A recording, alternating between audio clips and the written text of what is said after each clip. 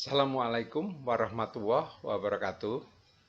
Segala puji dan syukur kita panjatkan kepada Allah Subhanahu wa Ta'ala yang telah memberikan nikmat tak terhingga kepada kita, terutama nikmat iman dan Islam. Salawat dan salam untuk Nabi besar kita Muhammad Shallallahu Alaihi Wasallam. Nah, kita kali ini akan bareng-bareng kita melihat bagaimana strategi hidup yang realistis agar masa tua bahagia. Tentunya disambung dengan kalau mati masuk surga. Begitulah. Dalam presentasi ini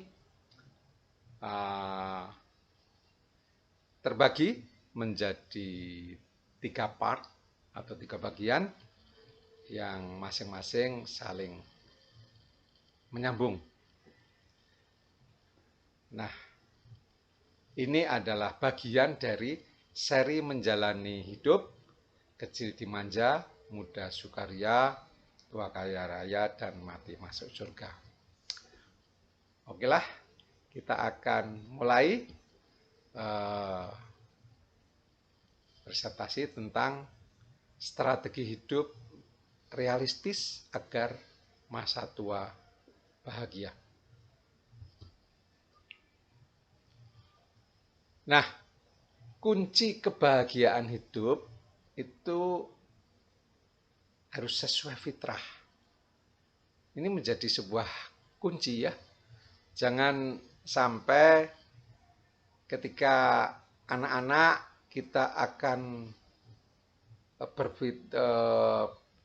berperilaku seperti orang nenek-nenek, yang nenek-nenek berperilaku seperti anak-anak gitu. Nah, jangan sampai berbolak-balik begitu. Jadi sesuai fitrah lah. Kalau dari anak ya sesuai anak, kalau remaja sesuai remaja, kalau dewasa ya sesuai dewasa. Jadi nenek-nenek ya nenek-nenek, begitulah sesuai fitrah. Nah, untuk itu ada sebuah yang harus kita pahami, sebuah hal yang mesti kita pahami dan mengerti agar dapat membuat program realistis dan layak dilaksanakan guna mencapai masa tua bahagia, maka harus mengikuti tahapan-tahapan sebagai berikut. Pertama, mengetahui fitrah hidup manusia dari anak-anak sampai dewasa, lansia, manula. Tahu itu fitrahnya gimana, urut-urutannya. Kemudian membuat rencana hidup dengan sederet strategi dan target, ya kan, yang harus dicapai secara berkesinambungan. Dari mulai anak, remaja, dewasa, lansia, dan seterusnya, nyambung terus. Kemudian harus dilaksanakan ya. Jadi melaksanakan program strategis yang sudah kita buat ya, dengan konsisten dan jangan dibalik-balik pencapaiannya. Begitulah kurang lebih sebuah gambaran umum yang harus kita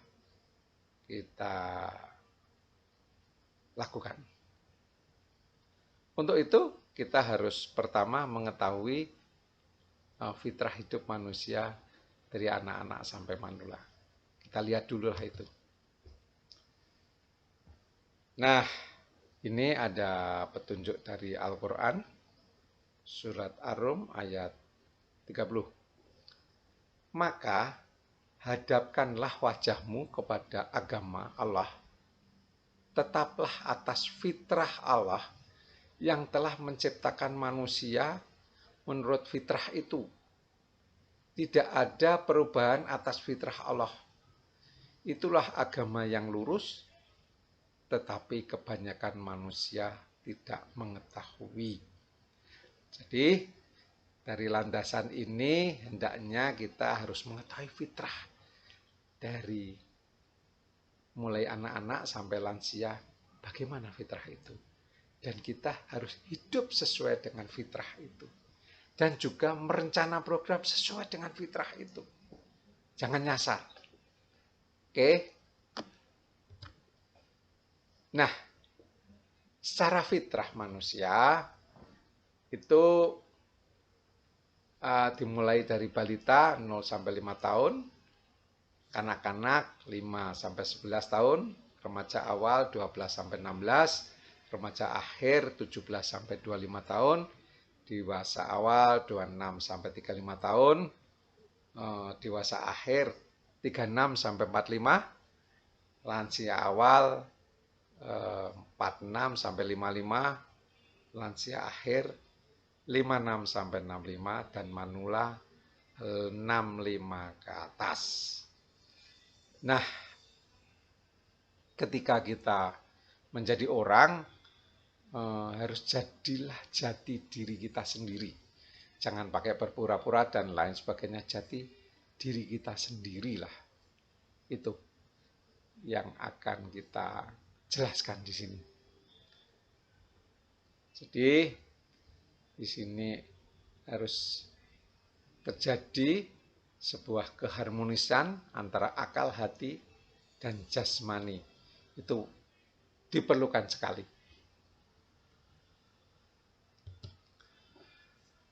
Oke, jadilah jati diri sendiri. Ingat, jangan gagal selaras. Yang dimaksud selaras adalah sesuai dengan jenjang kehidupan itu. Selaras artinya jangan dibalik-balik. Selaras artinya tidak membalik. Anak-anak adalah orang lansia adalah anak-anak, remaja adalah lansia remaja. Enggak, jangan dibalik-balik begitu. Balita ya balita, anak-anak ya anak-anak, remaja ya remaja, dewasa ya dewasa, lansia ya lansia, manula ya manula. Selaras. Oke. Nah, kita coba lihat perkembangan hidup manusia sesuai fitrah. Kita harus paham ini. Fitrah anak-anak sangat perlu bimbingan dari orang tua dan lingkungan. Ini fitrah remaja awal, perlu kebebasan. Fitrah remaja awal 12 sampai 16 tahun. Bakat diri mulai terlihat di sini. Dia sedang mencari jati diri. Terus memerlukan bimbingan dari orang tua tentunya ya. Sangat dipengaruhi oleh lingkungan. Nah, itulah kurang lebih remaja awal antara 12 sampai 16. Apa yang terjadi pada remaja akhir? Nah, antara 17 sampai 25 tahun, itu terjadi peningkatan emosional secara cepat. Terus terjadi perubahan fisik yang cepat disertai kematangan seksual. Terus kemudian terjadi perubahan dalam hal yang menarik bagi dirinya dan hubungan dengan orang lain. Begitu kira-kira secara umum ya, bagaimana remaja akhir itu. Kemudian remaja akhir juga terjadi perubahan nilai. Ya tentunya bergeser ya dari anak-anak remaja awal menjadi remaja akhir, itu terjadi sebuah perubahan nilai yang dia harus pahami. Terus kebanyakan remaja bersikap ambivalen dalam menghadapi perubahan yang terjadi. Di satu sisi mereka menginginkan kebebasan, tetapi di sisi lain mereka takut akan tanggung jawab yang menyertai kebebasan tersebut, serta meragukan kemampuan mereka sendiri untuk memikul tanggung jawab. Nah, inilah ada keraguan, ada takut tanggung jawab, dan lain sebagainya. Ini pada remaja akhir. Kita harus pahami itu, para pendidik, agar bisa menselaraskan itu sebaiknya gimana. Begitu. Nah, ini kalau kita sudah masuk pada fitrah dewasa. Mereka kuat. Yang paling menonjol orang dewasa itu kuat. Di antara jenjang-jenjang ilmu yang paling kuat di sini adalah ketika dia di dalam periode dewasa. Paling kuat. Orang dewasa itu antara 26 sampai 45 tahun. Ini merupakan masa produktif yang sangat hebat. Dia mempunyai ciri, dia sudah hati-hati, dia sudah bisa sabar, bertanggung jawab, dia sudah dapat menjadi motivator, dan kuat. Nah, ini kurang lebih ya gambaran umum umur 26 sampai 45. Ini gambaran lagi, dia berorientasi pada tugas. Sudah tahu dia tugasnya apa yang dikerjakan, mesti bagaimana gitu. Terus dapat mempunyai tujuan yang jelas dan kebiasaan-kebiasaan kerja yang efisien. Sudah bisa dia. Terus mengendalikan perasaan pribadi. Sudah bisa di situ. Terus memiliki sifat objektif, tidak subjektif terus, tapi dia sudah bisa itu memiliki sifat yang objektif. Terus menerima kritik dan saran, terus kemudian bertanggung jawab terhadap usaha pribadi, dan menyesuaikan yang realistis. Maksudnya penyesuaian yang realistis terhadap situasi yang baru. Nah, itulah tadi orang dewasa. Sekarang kita mau masuk pada manula. Ya, nama manula ya umurnya sudah lanjut lah. Apa yang terjadi pada usia manula? Ini dulu suka ciuman, sekarang sudah enggak lagi. Dia sukanya kerian, badan mulai pegel-pegel. Dulu bisa pacaran ya, sekarang tinggal pijetan aja. Badannya sudah mulai sakit-sakit.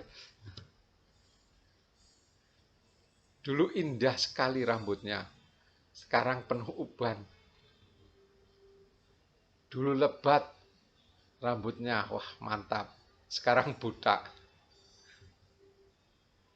Dulu giginya kuat, rapih. Sekarang ompong. Dulu minyak wangi, sekarang minyak angin. Begitulah. Dulu deodoran yang dipasang di badannya.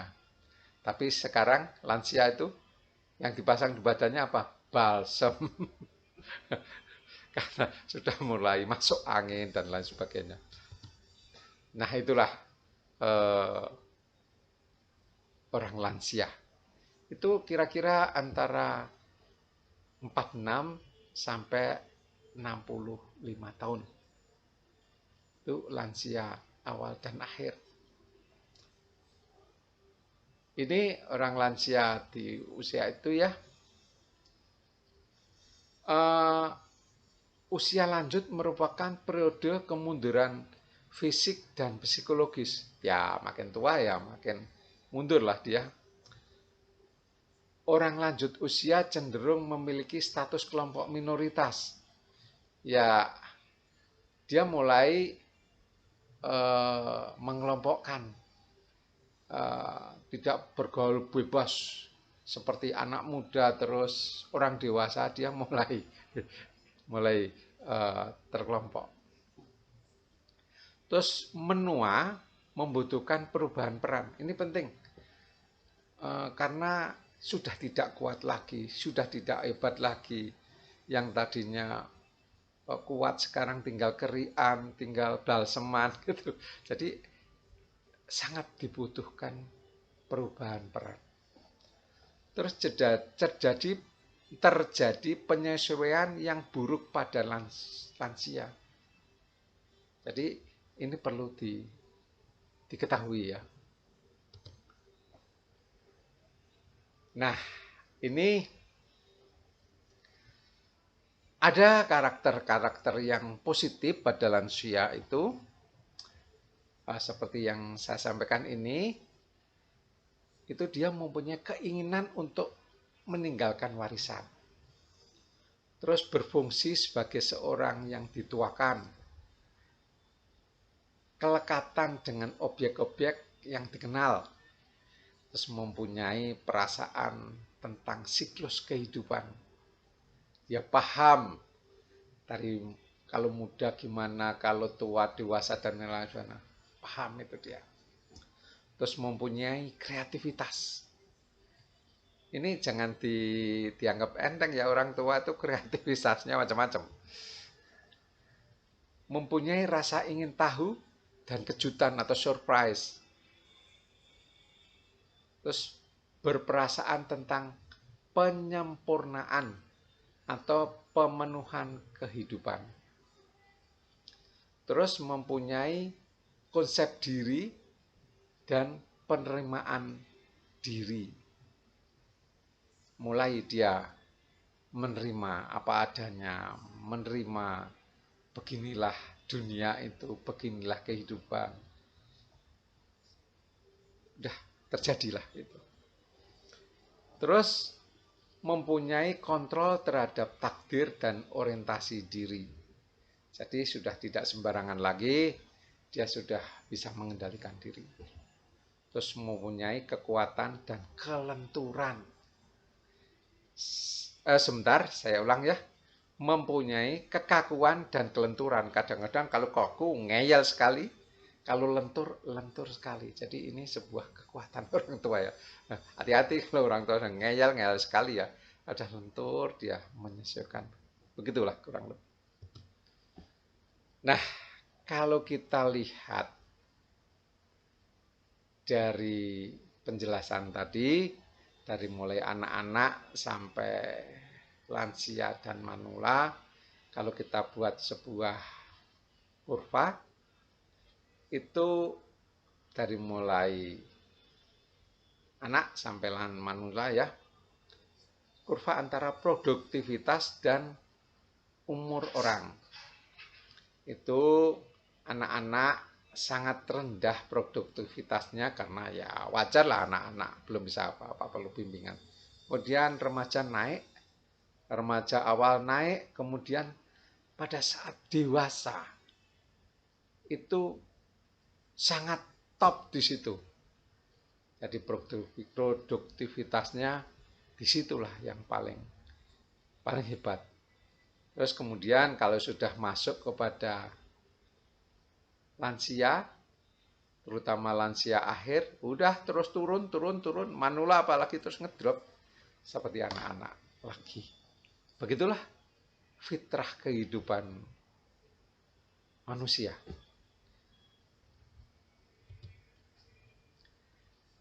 Nah, kalau sudah kita infokan semuanya, maka kita harus paham bagaimana manusia itu dari mulai yang anak-anak sampai manula. Nah, sekarang kalau sudah paham fitrahnya seperti itu, pertanyaannya adalah bagaimana agar hidup itu merekah sepanjang masa dari awal sampai akhir? Kuncinya harus jadi diri sendiri. Nah, itu. Bagaimana agar menjadi jati diri sendiri? Target apa yang harus dicapai? Selaras dengan umur. Nah, Ini yang akan kita sajikan. Cara menjadi jati diri sendiri dan membuat hidup selaras. Satu, harus dimulai sejak dini, yaitu masa remaja akhir. Kemudian harus mempunyai cita-cita yang baik. Terus harus dapat menjabarkan cita-cita dalam program ya.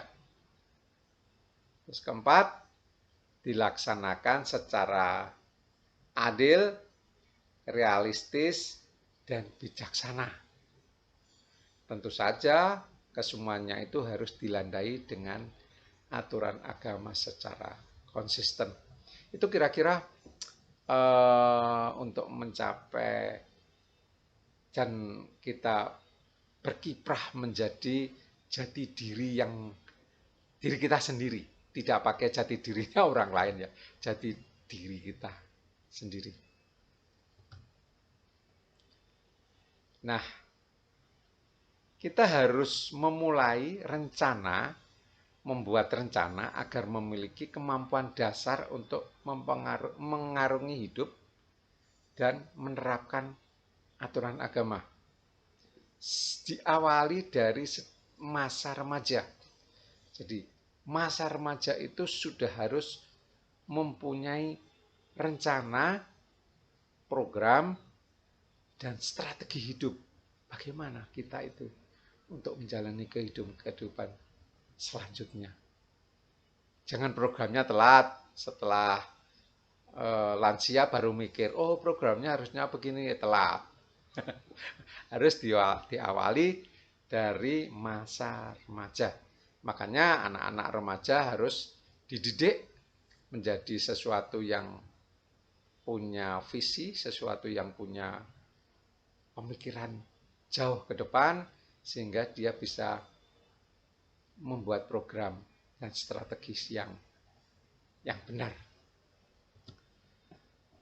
Nah, ini kita kembali lagi, produktivitas itu ada di puncaknya pada saat kita menjadi orang yang dewasa. Nah, ini bisa katakanlah disimpulkan bahwa masa remaja itu menentukan kehidupan masa dewasa.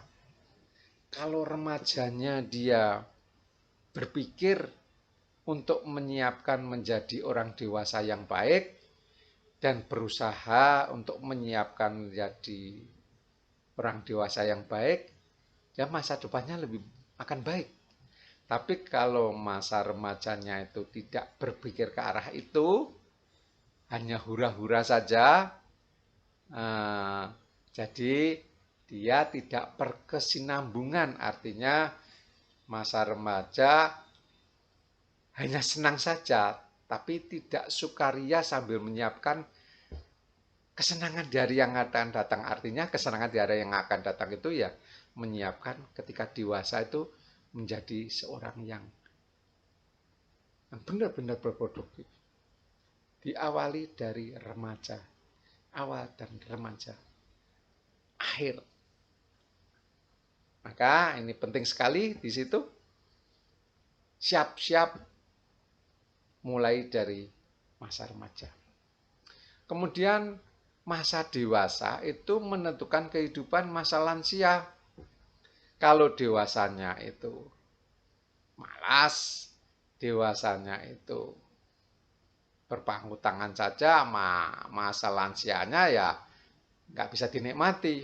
Jadi harus kerja keras karena produktivitas yang paling bagus itu di masa dewasa.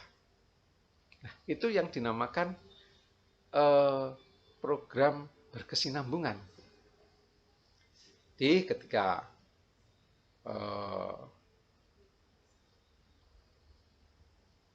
dewasa harus produktif. Nah, kalau itu sudah kita jalankan semuanya, ketika kita menurun kemampuan kita, lansia dan manula, kita tinggal menikmati kehidupan, kita menikmati hasil dari jerih payah ketika kita di masa dewasa. Jangan kita kebalik, dewasanya kita tenang-tenang aja, kita kerja kerasnya di masa lansia dan manula. Wah, itu yang dinamakan rekoso, tidak sesuai fitrah. Dan banyaklah orang yang begitu, jadi telat mikirnya. Begitulah kurang lebih. Jadi jangan sampai kita telat.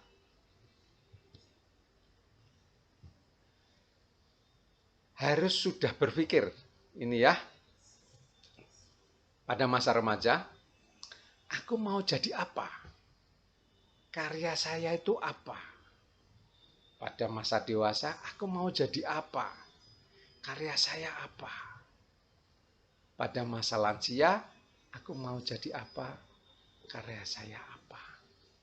Itu harus melekat dalam pikiran kita, baik di masa remaja, dewasa, dan lansia. Kalau ada visi tentang itu, maka dia bisa mengerahkan segala sesuatunya untuk membuat program, membuat strategi yang baik sehingga saya bisa menjadi apa. Nah, dalam visinya, dalam cita-citanya kan dikejar itu. Saya akan menjadi apa dan apa karya saya. Orang hidup harus punya karya. Tidak hanya begini aja lah gitu. Nggak bisa. Harus punya karya. Ya. Oke. Jadi dengan punya pikiran-pikiran ini maka akan mendorong kita berkarya. Harus mempunyai rencana atau program hidup yang baik. Ini penting, kalau tidak punya program atau rencana, maka kita menjalani kehidupan itu seakan-akan ya kita mau apa nggak tahu lah, pokoknya jalan aja lah. Nah itu kurang bagus lah. Membuat program hidup yang baik ya, itu harus mempunyai target di setiap masa kehidupan secara berkesinambungan. Kemudian program harus jelas, terukur, dan menggairahkan. Kemudian mengetahui apa yang harus dilakukan untuk mencapai target itu. Yang terakhir, mengistiqomahkan, mengkonsistenkan diri dalam mencapai target itu. Ini 4 hal yang harus dilakukan dalam membuat program dan melaksanakan program. Saya ulang sekali lagi, harus mempunyai, maksud kami ya, mempunyai target di setiap masa kehidupan secara berkesinambungan. Dari remaja, dewasa, lansia, dan seterusnya. Bahkan program sampai meninggal dunia pun harus sudah diprogram ini ya, supaya ketika meninggal mau apa gitu kan. Programnya harus jelas, jangan ngawur ya, jangan melayang-layang lah programnya. Program harus jelas, terukur, dan menggairahkan. Terus kemudian mengetahui apa yang harus dilakukan untuk mencapai target dan program itu. Lakukan. Terakhir, lakukan secara konsisten, atau istilah agamanya adalah istiqomah, untuk mencapai target-target di dalam jenjangan masa kehidupan. Ini usaha untuk mencapai program itu mengarahkan kecenderungan akal dan hati agar dapat mencapai program. Jadi dikerahkan semua akal, kekuatan kita, dan hati kita, perasaan, itu diarahkan program kita apa. Supaya tercapai program itu. Dan yang kedua, mengarahkan kecenderungan hidup jasmani ya, agar mendukung pencapaian program kegiatan tubuh, kegiatan badan kita, agar rajin, kuat, tidak kenal lekah, bergairah, kerja keras. Nah, begitu. Untuk mencapai program, mencapai target-target. Terus yang terakhir bisa merealistiskan program. Jadi kalau membuat program ya disesuaikan dengan realita yang ada. Begitulah. Dilaksanakan secara realistis, adil, dan bijaksana. Sebagaimana program, begini. Bagaimana program dan strateginya?